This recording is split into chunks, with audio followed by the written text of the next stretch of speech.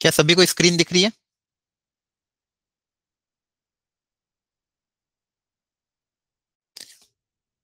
Hello? दिख रही है सर। हेलो? सब देख पा रहे हैं ना? ऐसा कोई जिसको स्क्रीन ना दिख रही हो? ठीक है। चलिए, तो बहुत सारे क्वेश्चन है, आज अपन एक एक करके सबको प्रेजेंट प्रैक्टिस करते जाएंगे। उसके बाद फिर हम जो जो भी आपके डाउट्स हो आप अनम्यूट करके पूछ लेना। ठीक है, चलो। जैसे पहला क्वेश्चन है, फटाफट ट्राई कर लो जल्दी से। सबको अपनी अपनी कॉपी पेन साथ में रखना। जल्दी जल्दी, आज अपन बहुत सारे अलग अलग variety of question, basic fundamental sub level के क्वेश्चन ट्राई करेंगे। फिर आपको मैं इन दोनों पे असाइनमेंट भेज दूंगा, तो आप वो घर पे एक बार ट्राई कर लेना। ठीक है।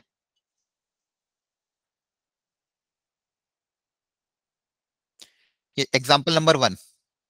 इसमें बोला कि सेट ए है 0 1 2 3, और relation R is follows is this. तो क्या ये रिफ्लेक्सिव सिमेट्री या ट्रांजिटिव होगा? क्या होगा ये चेक करना है। तो जल्दी से बता दो। सेट ए है 0 1 2 एंड 3, तो ये क्या रिफ्लेक्सिव है, सिमेट्रिक है, ट्रांजिटिव है, क्या है? कि तीनों है या दोनों है, कोई दो है, बताओ। फटाफट सर चेक कर लो तीनों के रिफ्लेक्सिव लिए। है। ठीक है, बाकी लोग भी चेक करते रहना और आंसर देते रहना। सब लोग आंसर करेंगे इस बार, ठीक है? भी है। सर इक्विवेलेंट है। तीनों आ रहा है क्या? अच्छा यस सर। अच्छा अच्छा, देखते हैं, चलो। तो रिफ्लेक्सिव है क्या? तो रिफ्लेक्सिव होने के लिए मैंने क्या बताया था कि जितने भी एलिमेंट है उन सबके पेयर बनने चाहिए। तो 0 का पेयर है, 1 का भी पेयर है, 2 का भी पेयर है, 3 का भी पेयर है। तो सारे एलिमेंट के खुद के साथ पेयर है, तो रिफ्लेक्सिव तो हो गया। चलो, सिमेट्रिक के लिए क्या बताया था कि जो भी इन एलिमेंट से आर के अंदर उन सबके रेसिप्रोकल एग्जिस्ट करने चाहिए। सिमेट्रिक होने के लिए क्या होना चाहिए? रेसिप्रोकल। तो 0 का ये इनका रेसिप्रोकल तो खुद ही होंगे। 0 1 का रेसिप्रोकल 1 0 है। 0 3 का रेसिप्रोकल 3 0 है।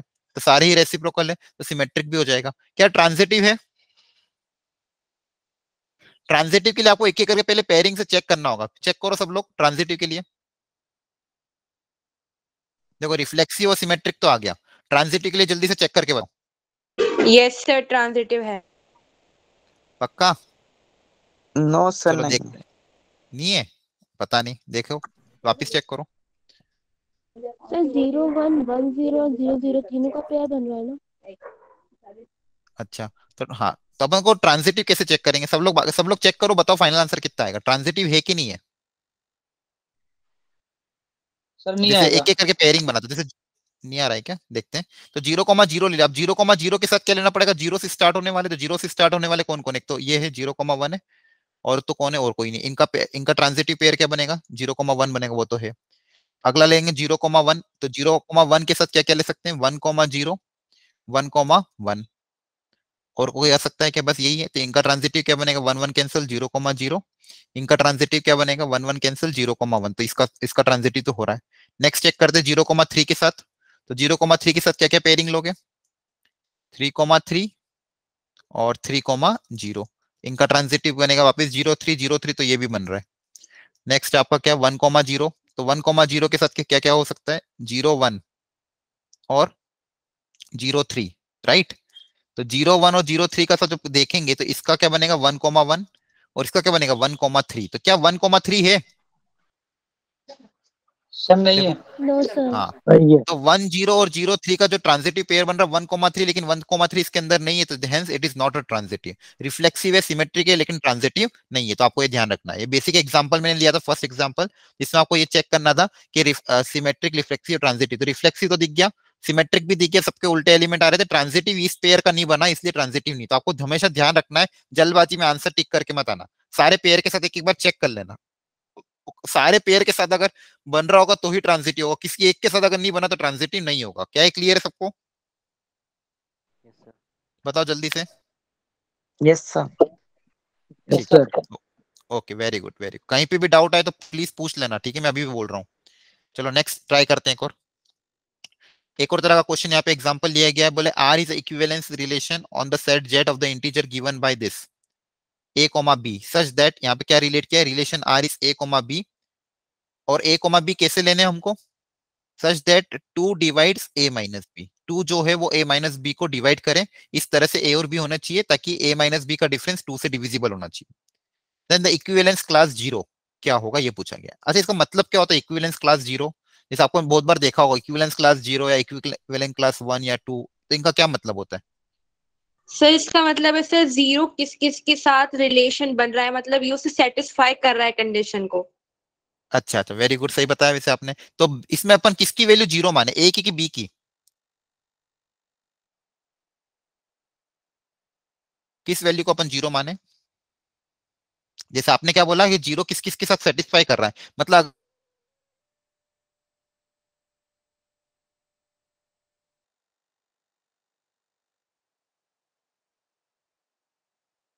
कि अगर बी जीरो, हेलो आप सब लोगों को आवाज आ रही है? तो इक्विवेलेंस क्लास जीरो का मतलब क्या है कि जैसे आउटपुट सेट अगर जीरो हो जाए, मतलब बी की वैल्यू अगर जीरो आ जाए, तो उस केस में ए की क्या क्या पॉसिबल वैल्यूज है वो उसकी क्या होगी, इक्विवेलेंस क्लास होगी। तो यहाँ पे अगर आप ध्यान से देखोगे, अगर बी की वैल्यू जीरो रख दें तो यहाँ पे क्या बचेगा, ए माइनस बी क्या होना चाहिए, टू से डिविजिबल, टू डिवाइड्स दिस। अगर बी को हम जीरो रख देंगे, बी को रख देंगे जीरो, तो क्या आएगा, ए जो नंबर होना चाहिए वो टू से क्या होना चाहिए, डिविजिबल होना चाहिए। और ए क्या, ए के बारे में क्या बोला है, A is the set of,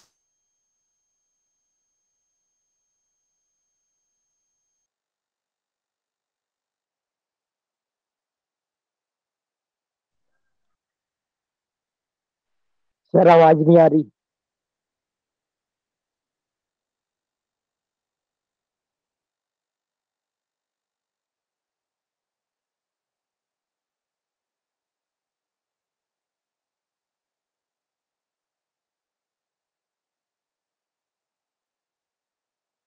बताओ। सर आपकी आवाज चली गई थी।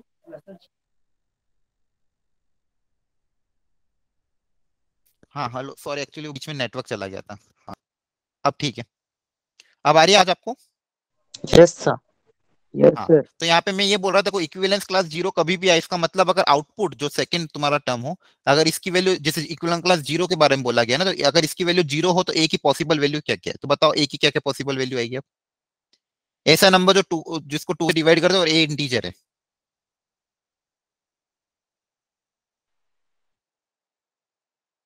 बता। Sir sir two. Minus infinity से सर जो टू से डिवाइड हो रहे हैं, इवन -6 -4 -2, और सर पॉजिटिव टू इन्फिनिटी। हाँ मतलब सारे इंटीजर लेने पड़ेंगे हमको, सारे क्या लेने, इंटीजर पॉजिटिव नेगेटिव। इसको लिखने का तरीका क्या होगा, देखो ऐसे लिख सकते हो, जीरो आ सकता है, +-2, +-4, +-6 एंड सो ऑन। ठीक है, मतलब जितने भी इवन इंटीजर्स लेने हमको, पॉजिटिव नेगेटिव इंटीजर्स हमको सारे लेने हैं। ठीक है, पॉजिटिव भी लेने और नेगेटिव भी लेना, तो ये ए की सारी पॉसिबल वैल्यू, तो it is known as the equivalence class for zero, तो ध्यान रखना। तो अब तक हमने दो एग्जांपल किए। पहले एग्जांपल में हमने देखा कि किसी भी चीज को चेक कैसे करना है, रिफ्लेक्सिव, सिमेट्री या ट्रांजिटिव। सेकंड क्लास में हमने देखा इक्विवेलेंस क्लास कैसे निकालते हैं। ऐसे अलग अलग वैरायटी ऑफ क्वेश्चन आज हमको सॉल्व करना है, तो सब लोग ट्राई करते रहना। नेक्स्ट है, चलो ये वाला, एक फंक्शन एफ दिया है, जी दिया है, बोला एफ ऑफ जी एक्स लिखना है अपन को। ठीक है, एफ आपको दिया हुआ है और जी आपको दिया हुआ है, तो एफ ऑफ जी एक्स की बता रहा है कि एफ ऑफ जी एक्स के अंदर क्या क्या बनेगा, बनाओ, करो ट्राई। एफ ऑफ जी के अंदर क्या क्या एलिमेंट आएंगे वो बता करना है। सर जी इसको सर एफ एफ ओ जी के अंदर डाल देंगे। हाँ हाँ, करो करो ट्राई, फाइनल आंसर निकालो सब लोग, फिर अपन डिस्कस करते हैं। सब लोग ट्राई करना, देखो होगा नहीं होगा अलग बात है, लेकिन सब लोग ट्राई करो। जितना प्रैक्टिस करके ट्राई करोगे और नहीं होगा तो फिर अपन सीखेंगे, आपको आपकी गलती भी पता चलेगी, इसलिए सब लोग कोशिश करो।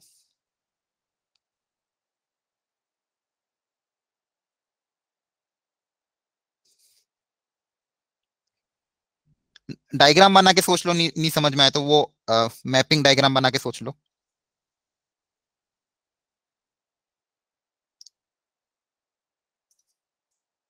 एफ ऑफ एफ के फॉग का मतलब क्या होता है, एफ के अंदर आपको जी एक्स रखना है। तो मुझे ये बताओ इनपुट कहां से आएगा, एक्स की वैल्यू कहां से रखेंगे अपन, कौन कौन सी रखेंगे एक्स की वैल्यू, बताओ बच्चों। एक्स की वैल्यू क्या क्या है आएगी, डोमेन क्या आएगी फॉग की, इस फॉग जो F of G X function है, यहाँ पे एक्स की वैल्यू क्या क्या आएगी, 5 आएगी, 6 आएगी कि 2 आएगी और 3 आएगी, बताओ। 2 और 3। सर 2 हाँ और 2 और 3 3, क्योंकि अपन ये जो x है वो g के अंदर जा रहा है और g की जो डोमेन होगी वही तुम्हारे फॉक की डोमेन होगी। मतलब देखो x अपन किसके अंदर रखेंगे, g के अंदर रखेंगे, तो g की डोमेन क्या है, g की डोमेन 2 और 3 है, तो फॉक की डोमेन भी क्या होगी 2 और 3। मतलब इस फंक्शन के अंदर x की वैल्यू क्या क्या जाएगी 2 और 3। तो सबसे पहले जब अपन वैल्यू रखेंगे 2, तो एफ ऑफ जी एक्स के अंदर अगर 2 रखा तो बताओ ये कितना आएगा। तो एफ ऑफ जी एक्स के अंदर 2 रखा तो एफ ऑफ 2 बना, तो एफ ऑफ 2 की वैल्यू कितनी है 5। हाँ very good. F of 2 x को 2 रखने पे एफ ऑफ 2 की वैल्यू कितनी है 5, तो इनपुट हो जाएगा 5। अब एफ ऑफ 5 कितना है, एफ के अंदर 5 गया तो आउटपुट कितना आएगा, देखो ये एफ के अंदर 5 2 गया तो आउटपुट कितना आएगा 2 आएगा, तो इसका आंसर कितना आ गया 2। मतलब इनपुट को 2 रखने पे आउटपुट कितना आ रहा है 2 आ रहा है, तो पहला आपका हो गया 2,2। अब अगला इनपुट क्या रखोगे 3 रखोगे, तो अगला इनपुट रखो 3 और पता करो आंसर कितना आएगा 6। 6 आ रहा है क्या, तो F of G of 3, very good. देखते हैं तो जी ऑफ 3 कितना आ रहा है 6, तो एफ के अंदर आ जाएगा 6। और फिर चेक करेंगे एफ ऑफ 6, एफ ऑफ 6 की वैल्यू कितनी आ रही है, कितना आएगा 3 3 आएगा। हाँ एफ ऑफ 6 कितना आएगा 3, तो इनपुट को 3 रखने पे आउटपुट भी कितना आ रहा है 3, तो एक और एलिमेंट क्या हो जाएगा 3,3। ये आपका आ जाएगा फॉक, कंपोजिट फंक्शन फॉक। क्या है समझ में आया आपको कैसे किया अपन ने। सबसे पहले तो आपको देखो यस ध्यान सर रखना है एफ ऑफ जी एक्स के अंदर जो एक्स की इनपुट होगा वो किसका होगा, जो जी का डोमेन होगा वही फॉक का डोमेन होगा। तो जी का फॉक का डोमेन क्या हो गया 2 और 3, तो एक्स को एक बार 2 रखा और एक बार 3 रखा, तो 2 रखने पे एफ ऑफ जी ऑफ 2 बना, तो जी ऑफ 2 की वैल्यू कितनी है 5, तो ये हो गया एफ ऑफ 5। अब एफ ऑफ 5 की वैल्यू कितनी थी 2, फिर एक्स की जगह 3 रखा तो जी ऑफ 3 की वैल्यू थी 6, तो एफ ये 6 बन गया, ये पूरा कितना बन गया 6। और एफ ऑफ 6 की वैल्यू थी 3, तो फाइनली देखो 2 रखने पे आउटपुट 2 आ रहा है, 3 रखने पे आउटपुट क्या आ रहा है 3, तो फॉक के अंदर एलिमेंट क्या आ जाएंगे 2,2 और 3,3। Is it clear all of you, बताओ। यस सर ओके सबको समझ में आ गया ना, ये सब Yes, प्रैक्टिस sir. करते रहना। ओके कहीं पे भी डाउट है पूछना। चलो अगला ट्राई करते हैं। एक फंक्शन डिफाइंड है आर से आर, मतलब ये आर से आर का मतलब क्या होता है, ये आपकी डोमेन है, ये आपकी को डोमेन है, मतलब आपकी रेंज इसके अंदर आएगी बेसिकली।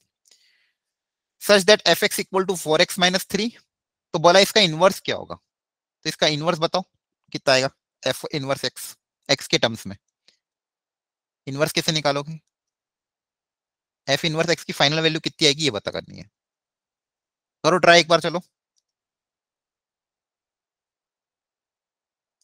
इसको मान लो y मान लिया, y equal to 4x-3, F inverse X कितना आएगा बताओ, फंक्शन क्या बनेगा इनवर्स का, इसके इनवर्स का function x plus 3/4। x plus 3/4। Okay check करते हैं चलो। तो इनवर्स निकालने का तरीका क्या था, मैंने आपको पिछली क्लास में भी सिखाया था कि यहाँ पे y as a function of x दिया, तो आप सबसे पहले x निकाल लो फंक्शन ऑफ y। तो यहाँ पे 3 को उधर भेजेंगे तो 3 -3 उधर जाके +3 हो जाएगा, इधर क्या बचेगा 4x, ये 4 उधर जाके डिवाइड हो जाएगा, तो y प्लस 3/4 इक्वल टू क्या बचा x। तो फाइनली x की वैल्यू क्या आई y प्लस 3/4। अब इसको इनवर्स के टर्म्स में लिखना, तो इनवर्स के टर्म्स में लिखने का तरीका देखो ध्यान से, x को लिख देना आप f इनवर्स y, x को क्या लिख सकते हो, x is nothing but the f inverse y equal to y plus 3/4। क्योंकि देखो fx इक्वल, ये आपको बताया था मैंने, y इक्वल टू fx होता है, y इक्वल टू क्या होता है fx, f जब उधर चला जाएगा तो उधर जाके क्या बन जाएगा f इनवर्स y, तो f इनवर्स y की जगह क्या लिख सकते हैं x, तो f inverse y is nothing but x। अब आपको फाइनल आंसर x के टर्म्स में चाहिए, तो यहाँ पे y को x से रिप्लेस कर देंगे, तो इसको हम लिखने का एक तरीका और क्या है, अगर f इनवर्स y ये है तो f इनवर्स x कितना हो जाएगा x प्लस 3/4। तो हेंस इस फंक्शन का इनवर्स क्या आया, इस फंक्शन का इनवर्स आया x प्लस 3/4, ये आपका आंसर है। ठीक है, तो कोई सर फंक्शन था यहाँ हमेशा पे, इनवर्स एग्जिस्ट करता है। इनवर्स एग्जिस्ट तभी करेगा जब वो फंक्शन 1 1 और ऑन टू होगा, तो ही वो फंक्शन क्या होना चाहिए 1 1 और ऑन टू। अब अगर यहाँ पे आप ध्यान से देखोगे क्या ये 1 1 है, Yes, sir. है। F of x1 equal to F of x2 करोगे तो x1 इक्वल टू x2 आ जाएगा, क्या है 1 1 है, सबको समझ में आता है बताओ, Yes, sir. है ना। F of x1 equal to F of x2 करेंगे तो 1 1 है। वैसे भी देखो स्ट्रेट लाइन का ग्राफ है, ये किसका ग्राफ है स्ट्रेट लाइन का, और स्ट्रेट लाइन कैसा होता है इंक्रीजिंग या डिक्रीजिंग होता है, मोनोटोनिक फंक्शन होता है, तो भी 1 1 होगा। मैंने पिछली क्लास में आपको एक तरीका बताया था 1 1 चेक करने का, कि F of x1 equal to F of x2 करो तो x1 इक्वल टू x2 आ जाएगा, तो भी 1 1 हो जाएगा। या फिर फंक्शन अगर इंक्रीजिंग है या फिर फंक्शन कंप्लीटली डिक्रीजिंग है तो भी फंक्शन कैसा होगा 1 1। यहाँ पे एफ एक्स क्लियरली कैसा है 1 1 है, 1 1 क्यों है, क्योंकि F of x1 equal to F of x2 करेंगे तो x1 इक्वल टू x2 हो जाएगा। क्या ऑन टू है, ऑन टू होने के लिए रेंज और कोडोमेन क्या होना चाहिए बराबर, तो इसकी कोडोमेन तो कितनी गिवन है r, दोनों कोडोमेन की, हाँ दोनों कोडोमेन कितनी गिवन है, आर, और इसकी रेंज भी कितनी आएगी, चार। आर ही आएगी। तो रेंज और कोडोमेन भी इक्वल है, तो ये फंक्शन क्या 1 1 ऑन 2 भी है, और 1 1 और ऑन 2 है, देन इसका इनवर्स एग्जिस्ट करेगा, देन इनवर्स एग्जिस्ट। तो किसी भी चीज का इनवर्स एग्जिस्ट तभी करेगा तो वो जब क्या होगा 1 1 और ऑन 2। तो आपको वैसे बेसिकली चेक करना चाहिए हमेशा, कोई भी फंक्शन अगर दे कि अगर वो उसका इनवर्स एग्जिस्ट करेगा कि नहीं करेगा, फिर ही अपन इनवर्स निकालेंगे। अगर मान लो इनवर्स ही एग्जिस्ट नहीं करेगा तो हम इनवर्स निकालेंगे ही नहीं। तो इनवर्स एग्जिस्ट कराने के लिए फंक्शन को क्या होना पड़ेगा, बाइजेक्टिव, बाइजेक्टिव या फिर मतलब 1 1 और ऑन 2 दोनों होना पड़ेगा। अगर फंक्शन 1 1 और ऑन 2 है तो ही उसका इनवर्स एग्जिस्ट करेगा। ये आपको ध्यान रखना है। क्या है, क्लियर है, बताओ। Yes sir. ओके, Yes, और कोई sir. भी डाउट है, और कोई भी डाउट है तो पूछते रहना। चलो नेक्स्ट, एक बाइनरी ऑपरेशन का क्वेश्चन कर लेते हैं। अच्छा, आपकी इस बार सिलेबस में बाइनरी है कि डिलीट हो गया, सर डिलीटेड था। डिलीटेड था ये क्या? डिलीटेड टॉपिक है। ठीक है, कोई बात नहीं, पर ये थोड़ा आपके उन एग्जाम्स में तो आ सकता है, इसलिए हल्का हल्का, ज्यादा डिटेल में अपन नहीं जाएंगे, हल्का हल्का क्वेश्चन कर लेंगे। वो बहुत आसान है एक्चुअली, ज्यादा कुछ है नहीं इसमें। जैसे प्लस माइनस ऑपरेशन होते हैं वैसे बाइनरी ऑपरेशन, एक्चुअली ये प्लस माइनस ये भी सब बाइनरी ऑपरेशन है। दो दो नंबर्स के बीच में जो भी अपन ऑपरेशन लगाते हैं उसको बोलते हैं बाइनरी ऑपरेशन। बाइनरी मतलब टू, तो दो नंबर्स मान लो ए और बी, उसके बीच में ऑपरेशंस जो लगाते हैं, ऑपरेशंस मतलब प्लस माइनस मल्टीप्लाई डिवाइड इस तरह के। तो यहाँ पे हमको एक क्वेश्चन में दिया हुआ कि M star N where star is any operation, कोई भी ऑपरेशन हो सकता है, और ये किस तरह से डिफाइंड है, इस तरह से डिफाइन, ये मान लो आपका इनपुट है आपका आउटपुट है, तो किस तरह से डिफाइंड है कि दोनों का लेना है डिफरेंस और फिर क्या करना है, ऐड करना है। ये इस तरह से क्वेश्चन में डिफाइन किया गया एम स्टार एन को। अलग अलग क्वेश्चन में अलग अलग हो सकता है। अब बोला कि क्या कम्यूटेटिव होगा। अब कम्यूटेटिव का मतलब क्या होता है, ये आपने पहले बचपन में अगर सुना हो वर्ड कम्यूटेटिव, मतलब कोई भी चीज कम्यूटेटिव कब होती है,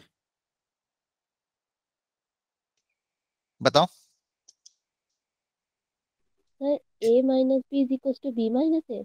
हाँ, जैसे माइनस में करते थे, जैसे डिफरेंट, अगर माइनस सब्ट्रैक्शन में सोचूं मैं कम्यूटेटिव है कि नहीं है, तो ए माइनस बी और बी माइनस, अगर इनकी वैल्यू सेम आती है तो ये कम्यूटेटिव होता है। एडिशन में अगर चेक करें तो ए प्लस बी और बी प्लस ए, अगर ये वैल्यू सेम आती है तो ये क्या होता है, कम्यूटेटिव। तो सब्सट्रैक्शन में कम्यूटेटिव तो नहीं होता है, क्योंकि ए माइनस बी और बी माइनस ए की वैल्यू क्या आती है, अलग अलग आएगी। तो सब्सट्रैक्शन में कम्यूटेटिव प्रॉपर्टी एप्लीकेबल नहीं होती है। वहीं पे एडिशन में इंटीजर अगर हो, इंटीजर हो या रैशनल नंबर हो, तो एडिशन में कम्यूटेटिव प्रॉपर्टी क्या होती है, एप्लीकेबल, क्योंकि ए प्लस बी करूँ या बी प्लस ए करूँ, दोनों से आंसर क्या आएगा, सेम। अच्छा, प्रोडक्ट में एप्लीकेबल होगी क्या कम्यूटेटिव प्रॉपर्टी, मल्टीप्लीकेशन में? Yes sir. हाँ, ए इंटू बी करो या बी इंटू ए करो, दोनों से आंसर क्या आएगा, सेम ही आएगा। तो प्रोडक्ट में भी एप्लीकेबल है, डिवीजन में अगेन एप्लीकेबल नहीं हो, क्योंकि ए अपॉन बी और बी अपॉन ए दोनों अलग अलग आएंगे। तो ये होती कम्यूटेटिव, मतलब उल्टा ट्रू है कि नहीं है ये चेक करना पड़ता है। अब यहाँ पे भी हमको चेक करना है, तो यहाँ पे एम स्टार एन हमको ये दिया हुआ है, तो हमको क्या निकालना पड़ेगा, एन स्टार एम, इसका रेसिप्रोकल निकाल के देखते हैं। अगर दोनों वैल्यू सेम आएगी तो कम्यूटेटिव एप्लीकेबल होगी, अदरवाइज एप्लीकेबल नहीं होगी। तो एन स्टार एम की वैल्यू बात करें तो देखो यहाँ पे क्या था, एम स्टार एन क्या था, M minus N plus M N. तो बताओ एन स्टार एम कितना आएगा, बताओ, इसी डेफिनेशन को फॉलो करके बताओ। यहाँ पे अगर एन आ गया, यहाँ पे एन आ जाएगा, तो जहां पे भी एम था उसकी जगह क्या आ जाएगा, एन आ जाएगा, और जहां पे एन था उसकी जगह क्या लिख देंगे, एम। देखो ध्यान से, क्या है, समझ में आया? ये एम स्टार एन दिया हुआ था तो अपन ने एन स्टार एम निकाल लिया, उल्टा इसका। जल्दी बताओ बच्चों, क्या ये क्लियर हो रहा है कि नहीं हो रहा है, डाउट है तो डाउट पूछो फिर। ये एम स्टार एन दिया हुआ था, मैंने एन स्टार एम निकाला, बताओ।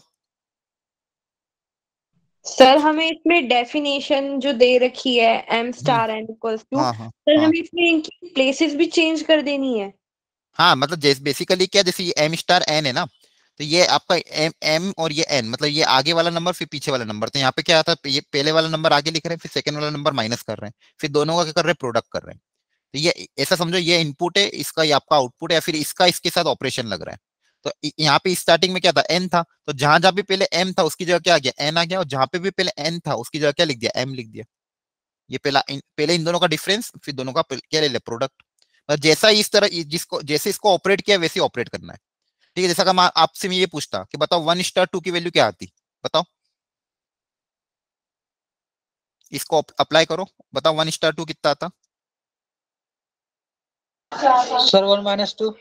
हाँ, 1 - 2 प्लस 1 × 2। क्लियर है? मैं पूछता मतलब 3:2, 3:2 क्या आता, तो क्या करते, 3 - 2 प्लस 3 × 2, राइट। तो ये आपका ऑपरेशन इस तरह से आपको अप्लाई करना है इस क्वेश्चन के हिसाब से। अब यहाँ पे क्लियरली आप देख पा रहे हो कि ये दोनों के दोनों चीजें, यहाँ पे n - m आ रहा है, यहाँ पे m - n आ रहा है, तो ये अलग अलग ही आएगी। तो m star n is not equal to n star m, therefore not commutative, not commutative. ये पहला एक बेसिक क्वेश्चन था, तो ध्यान रखना, ठीक है। सर यहाँ पे कॉम्यूटेटिव का मतलब क्या है सर? कम्यूटेटिव मतलब जैसे जिस भी ऑपरेशन पे अपन चेक कर रहे हैं, जिस पे भी अपन चेक कर रहे हैं, कम्यूटेटिव तब होगा जब इस ऐसे अप्लाई करने पे और इसके उल्टे पे अप्लाई करने पे आंसर सेम आए। जैसे अगर मैं एडिशन पे चेक करूं, एडिशन इंटीजर के लिए, किसके लिए, इंटीजर के लिए एडिशन पे अगर चेक करें, तो a प्लस बी करूं या b प्लस ए करूं, तो क्या दोनों से आंसर सेम आएगा? No sir. आएगा ना। दो इंटीजर को ऐसे ऐड करो ऐसे करो, जैसे मान लो कोई भी दो इंटीजर ले लो, -2 और 5, तो -2 + 5 करो या 5 + -2 करो, दोनों से आंसर क्या आएगा? सेम आ ही तो जाएगा, आएगा। आ जाएगा सर, आ जाएगा। तो फिर वही तो कह रहा हूँ, एडिशन में तो कम्यूटेटिव प्रॉपर्टी एप्लीकेबल है ना, a प्लस बी ऐड करो या b प्लस ऐड करो, आंसर दोनों से क्या आएगा? सेम आएगा। तो यहाँ पे क्या होगा? एप्लीकेबल। वहीं पे डिफरेंस में एप्लीकेबल नहीं होगी, एक एक आंसर पॉजिटिव आएगा, दूसरा आंसर क्या आएगा? नेगेटिव आएगा, तो डिफरेंस में एप्लीकेबल नहीं है। तो एप्लीकेबल कब होगी? जब सीधा और उल्टा करने पे वो ऑपरेशन सीधे पे अप्लाई करो या उल्टे पे अप्लाई करो, दोनों से आंसर अगर सेम आता है तो एप्लीकेबल है। तो एडिशन और मल्टीप्लीकेशन में एप्लीकेबल होगी। a इंटू बी करो या b इंटू करो, इसका आंसर क्या आएगा? सेम आएगा। क्लियर है आप? Okay sir. Yes sir. Okay चलो, चलो एक और ट्राई कर लेते हैं बेसिक क्वेश्चन।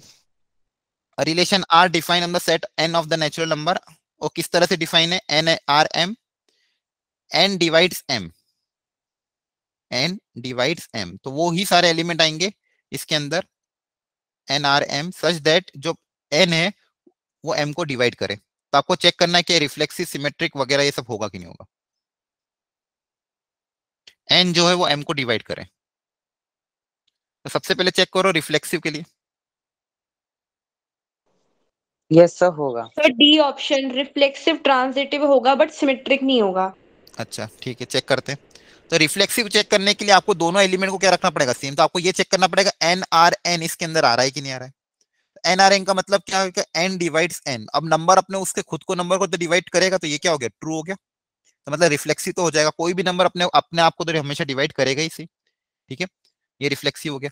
अब सिमेट्रिक चेक करने के लिए क्या चेक करते हैं? सिमेट्रिक चेक करने के लिए ये बोलते हैं हम कि if A N R M अगर आ रहा है, मतलब एन एम को डिवाइड कर रहा है, तो क्या एम इसका उल्टा एम आर एन आएगा? क्या एम भी एन को डिवाइड करेगा? ऐसा जरूरी नहीं है ना। जैसे मान लो नो कोई भी सर। ले लिया अपन ने, जैसे 5 डिवाइड्स 10, सॉरी उल्टा ले लिया मैंने। 10 डिवाइड्स, मतलब 10 को अपन 5 से डिवाइड कर सकते हैं, लेकिन 5 को 10 से डिवाइड करेंगे तो रिमाइंडर 0 नहीं आएगा, राइट। तो यस आपको सर, समझते हैं, यहाँ पे उल्टा क्यों आ सिमेट्रिक जाएगा? नहीं है, सिमेट्रिक नहीं है। तो आपका रिफ्लेक्सिव है पर सिमेट्रिक नहीं, मतलब ये दोनों ऑप्शन तो गलत हो गए, और इक्विवेलेंस भी नहीं, तो आपका ऑप्शन क्या आ जाएगा? ये। और ट्रांजिटिव भी चेक करोगे तो हो जाएगा। ठीक है, तो ये सिमेट्रिक नहीं होगा, ध्यान रखना है आपको। चलो ये फटाफट बता दो। कुछ क्वेश्चन में जो बीच में छोड़ूंगा वो आपको घर पे ट्राई करना है। यहाँ पे एक फंक्शन दिया हुआ है एफ एन से एन, नेचुरल नंबर, मतलब इनपुट भी नेचुरल नंबर है और आउटपुट भी नेचुरल नंबर, तो आपकी डोमेन हो गई, आपकी कोडोमेन हो गई। F N equal to 2n+1 where N belongs to natural number. तो क्या ये इंजेक्टिव, सरजेक्टिव, बाइजेक्टिव? इंजेक्टिव मतलब बोलो। 1 1। 1 1। सरजेक्टिव मतलब ऑन टू। Onto. और बाइजेक्टिव मतलब जब दोनों हो। तो बताओ क्या ये इंजेक्टिव ऑन 1 1 है कि नहीं है? Yes sir. देखो 1 1 कब होगा? जब अलग अलग इनपुट पे आउटपुट भी क्या आएगा? अलग अलग। जो आप एन की वैल्यू अलग अलग चेंज करते जाओगे, फंक्शन भी क्या होगा? चेंज होता जाएगा। एन को रखेंगे 1 तो आउटपुट आएगा 5, 2 रखने पे आउटपुट आएगा कुछ और। तो कभी भी सेम इनपुट के लिए सेम आउटपुट नहीं आएगा। ठीक है, मतलब हर हर इनपुट के लिए क्या आएगा? हर इनपुट के लिए आउटपुट क्या आएगा मेरा? अलग अलग आएगा। ये आपको ध्यान रखना है। एक सेकंड में आया बच्चे, आप तब तक ये वाला ट्राई करना, 1 मिनट।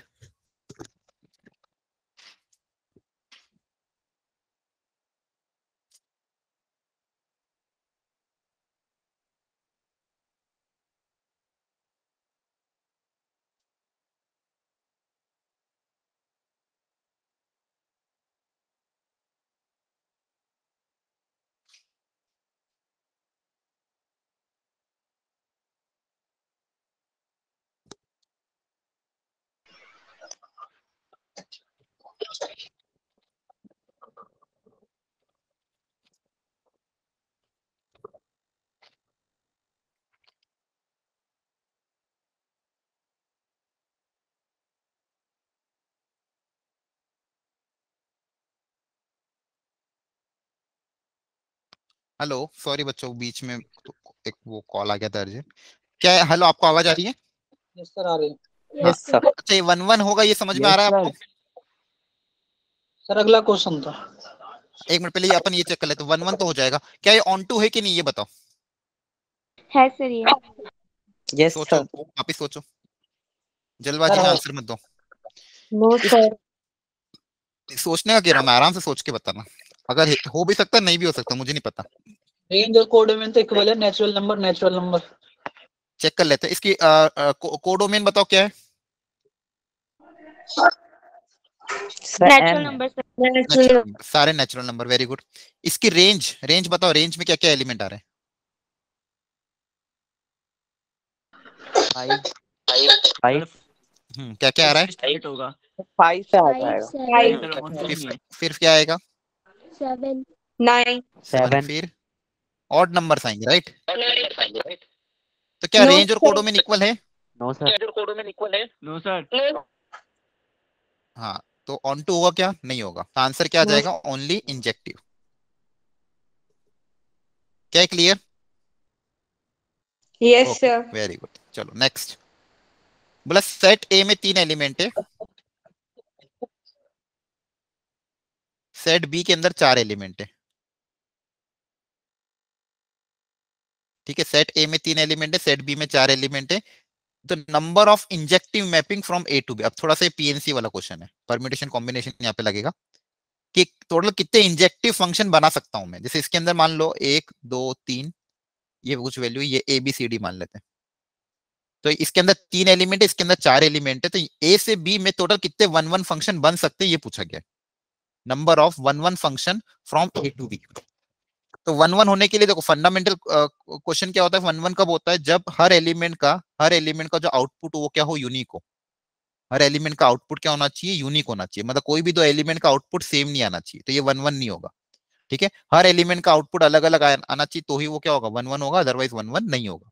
ये आपका 1-1 का बेसिक डेफिनेशन होता है कि every element should have a different output.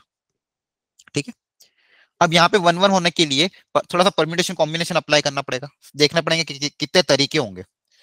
सबसे पहले मैं देखता हूँ 1 2 और 3 के लिए।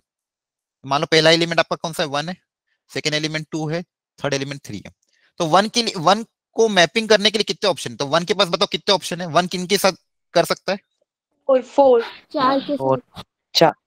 हाँ, वेरी गुड। तो हाँ, very good, basic permutation combination लगा रहा हूँ बच्चों। तो 1 के लिए मेरे पास 4 ऑप्शन अवेलेबल है। तो 1 को मैप करने के लिए 4 ऑप्शन, तो इनमें मान लो किसी एक ऑप्शन के साथ वो जुड़े। अब जब 2 के पास आया, तो 2 के पास कितने ऑप्शन है? 3। हाँ, 3 ही ऑप्शन है, क्योंकि वो वापस सी के साथ नहीं जुड़ सकता, क्योंकि 1-1 अगर बनाना तो सी के साथ वो वापस नहीं जुड़ सकता। तो अब 2 के पास सिर्फ 3 ही ऑप्शन बचे, और 3 के पास अब कितने ऑप्शन बचे फिर? 2। 2 ऑप्शन, वेरी गुड। तो टोटल तरीके कितने होगा? फंडामेंटल प्रिंसिपल ऑफ मल्टीप्लिकेशन लगा देंगे, कितना आ जाएगा ये? 24। 24। 24। तो नंबर ऑफ 1-1 फंक्शन, कभी भी ऐसा क्वेश्चन है तो ध्यान रखना, ऐसा करना। ठीक है, ऐसे एक एक करके ऑप्शन देख लेना। पहले के लिए 4 ऑप्शन थे, फिर कोई ना कोई एक ऑप्शन यूज हो गया होगा, फिर सेकंड के लिए 3 ऑप्शन, फिर थर्ड के लिए 2 ऑप्शन। इस तरह से हमने टोटल निकाले, तो 4 × 3 × 2, टोटल 24 ऑप्शन आ गए। Is it clear? Yes sir. Very good. तो ये ऐसे क्वेश्चन आपको आ सकते हैं, ध्यान रखना, बोर्ड्स में भी आ सकते हैं, और सीयूईटी में तो ऐसे जरूर क्वेश्चन जरूर बनेंगे। तो फंडामेंटल तरीका ध्यान रखना, बस वो क्वेश्चन में क्या करेंगे, अलग अलग वैल्यू चेंज कर देंगे। यहाँ पे 3 की जगह 4 5 एलिमेंट ऐसे ऐसे चेंज कर देंगे, लेकिन आपको आंसर निकालने का तरीका अब आ गया है। ठीक है, तो ये ध्यान रखना। एक मैं क्वेश्चन खुद से एक बार देता हूँ। मान लो यहाँ पे मेरे पास कुछ सेट है, इसके अंदर मेरे पास 5 एलिमेंट है, यहाँ पे मेरे पास 3 एलिमेंट है। तो बताओ नंबर ऑफ 1-1 फंक्शन, ये सेट ए से बी में। करो ट्राई जल्दी से, सर 5 फैक्टोरियल। सोच समझ के बताओ, 5 into जल्दबाजी नहीं, 4 इसलिए मैं into कहता हूँ 3। जल्दबाजी नहीं। सर 60। सर 60। 60 सर 60 आएगा। 60। 60 आएगा। अच्छा, देख लेते हैं। जैसे मान लो पहले एलिमेंट में कितने ऑप्शन? 5, फिर एक 5 चला जाएगा तो 4, फिर 3, तो क्या हो 3 जाएगा? 5 × 4 × 3, तो 5 × 4 × 3 कितना हो जाएगा? 60। 60। Okay, very good. तो ध्यान रखना है, तो नंबर ऑफ 1-1 फंक्शन 5 4 × 3। ठीक है, चलो। वो n फैक्टोरियल जो आपने बोला था ना, वो आंसर आता बाइजेक्टिव अगर पूछता तो। जब 1 1 और ऑन टू दोनों हो ना तो आपका आंसर कितना आएगा, n फैक्टोरियल। वो उसका भी मैं आपको तरीका दिखा देता हूँ, देखो ध्यान से। यहाँ पे कहीं जगह है क्या खाली, चलो यहीं पे है ना। हाँ, अगर जैसे मान लो देखो बाइजेक्टिव होने के लिए कोई भी फंक्शन बाइजेक्टिव कब होगा, जब वो 1 1 भी हो और ऑन टू भी हो। तो 1 1 होने की बेसिक डेफिनेशन क्या है कि 1 1 होने के लिए हर एलिमेंट की यूनिक इमेज बननी चाहिए, और ऑन टू होने के लिए सेकंड सेट में कोई भी एलिमेंट खाली नहीं रहना चाहिए। सेकंड सेट में कोई भी एलिमेंट खाली नहीं रहना चाहिए। तो इसके लिए उन्होंने ये बोला अगर मान लो इधर 4 एलिमेंट है तो इनकी 4 इमेज तो बननी चाहिए, कम से कम 4 इमेज तो बनेगी, और हर एलिमेंट की इमेज क्या बनेगी, यूनिक। और इधर कोई भी खाली नहीं रहना चाहिए, मतलब सेकंड सेट में भी 4 ही एलिमेंट होंगे। मतलब अगर बाइजेक्टिव है तो number of element in A and B क्या होना चाहिए, same. Number of element in A equal to number of element in B, दोनों में नंबर ऑफ एलिमेंट हमेशा क्या होंगे, सेम होंगे। अब यहाँ पे नंबर ऑफ बाइजेक्टिव पूछा है तो देखो ये ऑन टू तो हो गया, अब समझ में आ गया, ऑन टू तो हो ही गया। अब बाइजेक्टिव मतलब 1 1 भी होने के लिए वापस वही तरीका, इसको भरने के 4 तरीके, इसको भरने के 3, इसको भरने के 2, इसको भरने के 1, तो टोटल तरीके कितने हो गए, 4 फैक्टोरियल। टोटल तरीके कितने हो गए, मतलब 4 इंटू 3 इंटू 2 इंटू 1, इसके 4 ऑप्शन, इसके 3, फिर इसके 2, फिर इसके 1, तो आंसर कितना आ जाएगा, 4 फैक्टोरियल।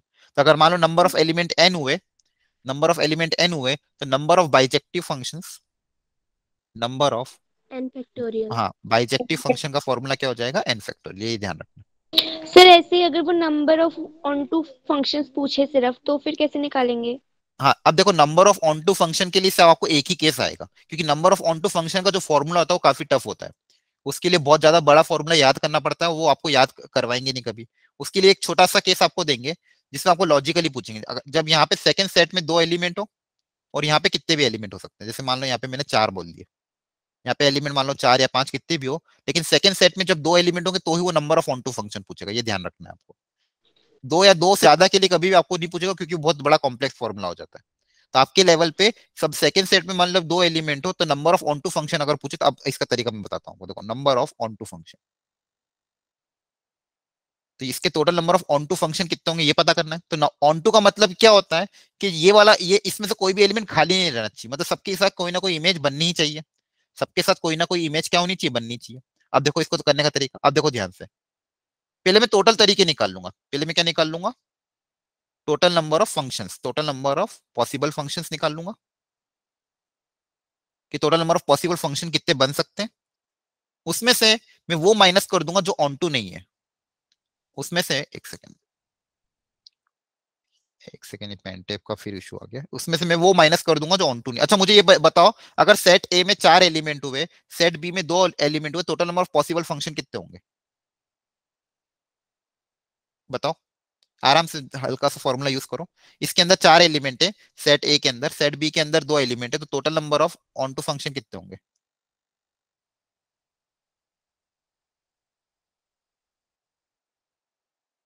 थोड़ा सा टफ, एक बार ध्यान से सुनना, वापिस समझा रहा हूँ, देखो मैं यहाँ पे सेट ए के अंदर 4 एलिमेंट है, सेट बी के अंदर 2 एलिमेंट है, ठीक है। सेट ए के अंदर 4 एलिमेंट है, सेट बी के अंदर 2 एलिमेंट है। अब पूछा कि number of onto function कितने होंगे, क्या पूछा गया है कि number of onto function कितने होंगे। तो सबसे पहले मैं ये पता कर रहा हूँ कि total number of possible function कितने होंगे। अच्छा मुझे बताओ फर्स्ट वाले एलिमेंट के लिए कितने ऑप्शन है, तो 2 ऑप्शन है ना, सबको समझ में आ रहा है, फर्स्ट वाले एलिमेंट के लिए कितने ऑप्शन है, 2। एक सेकेंड यार बच्चों, ये थोड़ा सा मेरा पेन टेप के साथ,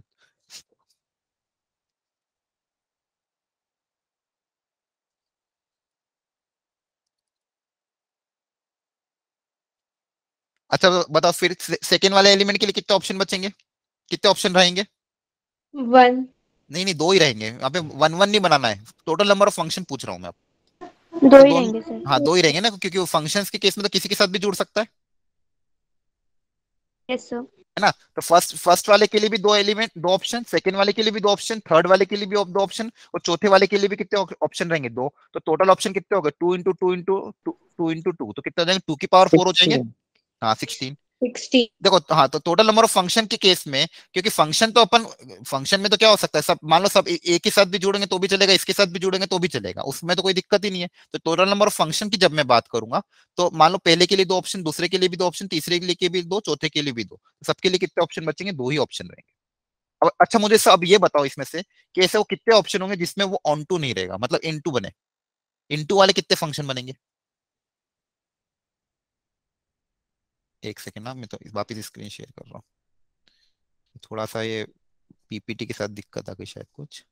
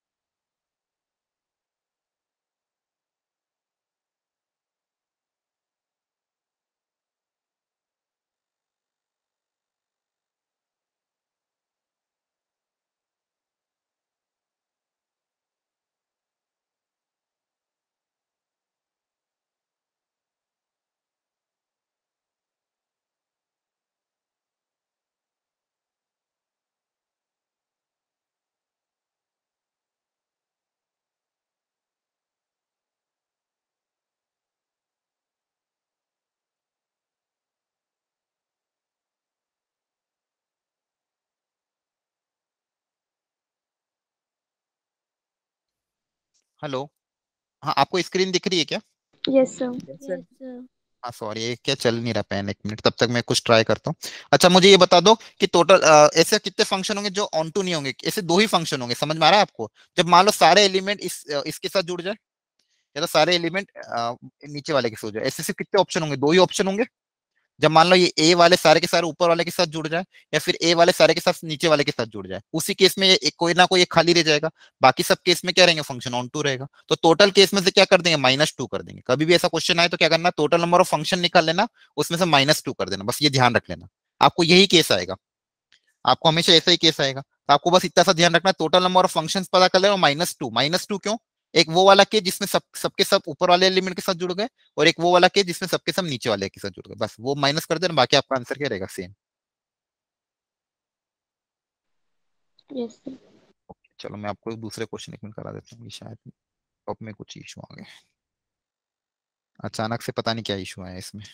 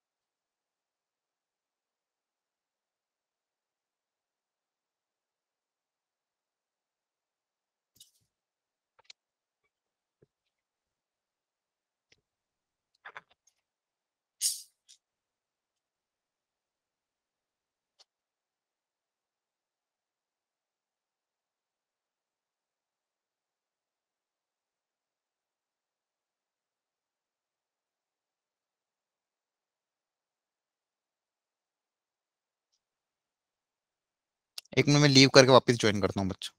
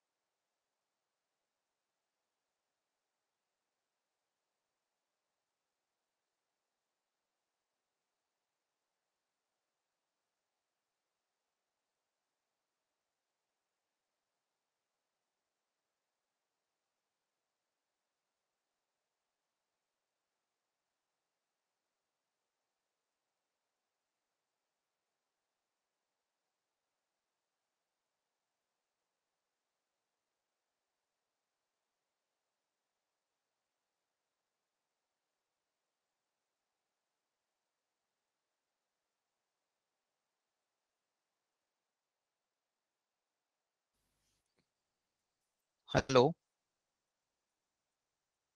हेलो। Yes sir. हाँ एक्चुअली शायद लैपटॉप के साथ ही इशू हो गया, वो आगे नहीं बढ़ पा रहा है। ठीक है, वो कुछ पता नहीं, कुछ हैंग हो गया या फिर वायरस आ गया, पता नहीं। वो पेन एक्चुअली जो मैं लिख रहा हूँ आपको वो दिख ही नहीं रहा, वो लिख ही नहीं पा रहा पेन टैप के थ्रू। ठीक है, तो एक काम करता हूँ मैं इसको, अभी तो ये पता नहीं रिजॉल्व कब तक होगा, कब से ट्राई कर रहा था। तो अब मैं इसको अभी फिलहाल के लिए अभी क्लास ऑफ कर रहा हूँ। ठीक है, होगा तो फिर कल आपकी क्लास वापस लेता हूँ। अभी आपके स्कूल चालू है क्या? Yes sir. Yes sir. Yes चल रहे हैं आप कब फिर तक? तो चालू आप हुआ शाम तक कब तक आ जाते हो? सर 3 o'clock 2:30 तक। सर 7 बजे तक। 7 बजे तक आते हो क्या? अच्छा अच्छा ठीक है। तो हुआ तो मैं शाम को इवनिंग में कोशिश करूंगा या तो सेम टाइम पे वापस से कल 8 बजे से वो इसी टाइम पे क्लास रख लूंगा आपकी। ठीक है, तो ये जितना पढ़ाया सर मैंने 10 बजे रख लो। ना ना 10 तो बहुत लेट हो जाता है। 10 बजे मेरे लिए पॉसिबल नहीं है। ठीक है, तो 8 o'clock ही रहेगा, या तो 7:30 या तो 8 o'clock, दोनों में से किसी एक टाइम पे मैं आपके ये इसी को अपन आगे कंटिन्यू करेंगे। थोड़ा सा ही बाकी है ये फंक्शन, तो रिलेशन फंक्शन के तो क्वेश्चन करा